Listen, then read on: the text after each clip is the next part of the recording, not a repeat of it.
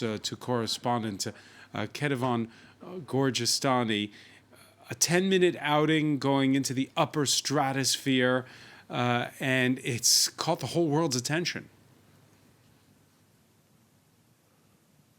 Yes, it did, and the best part about it, at least in my view, was when William Shatner actually came back to Earth and got out of that capsule. And you mentioned that he said that he hopes never to recover from it, but he also described that moment when he entered space and looking at the Earth, and he called it a sort of blue comforter that is all of a sudden ripped from you, and you end up in this big black space. That's how he described it. And a lot of people were pretty mesmerized at how he was trying to sort of describe his feeling. He did say that he felt that it was sort of indescribable to really communicate to people what he felt, but he seemed very, very emotional as he got out there in West Texas after actually finally in real life making it to space. You know, Ketevan, the space race is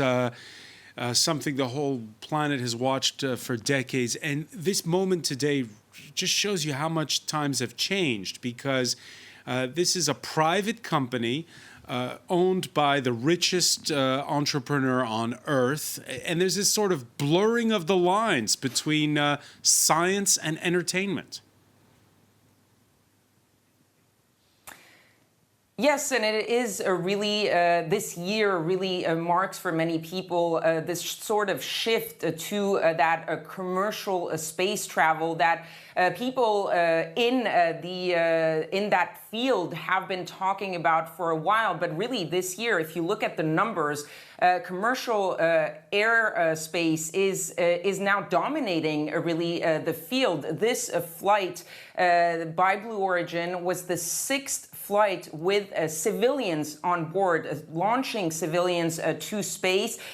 So far, the number of civilians launched into space, including with this flight with William Shatner, is now up to 21 private citizens. That number could go up to possibly 30 by the end of the year, because there's several more private flights that might be going up to space. And if you compare that to what NASA has done, for example, this year, they had one flight with SpaceX manned flight back in April, and they have one scheduled for October 30th. So it really gives you an idea of how many of those private citizens are going. Right now, of course, you have to be extremely rich to get on those flights. But the idea is to use those very rich people to try to get that commercial flight really going, trying to test it out, see how it can be developed.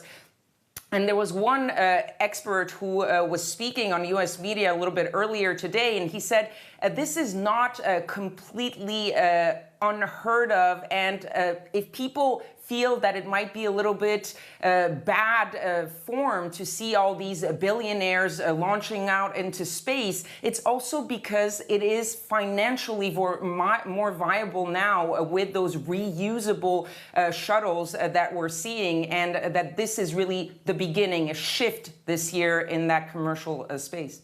Reusable, but perhaps we won't discuss the carbon footprint of that 10-minute jaunt. Many thanks, Ketevan Gorjestani, for that update.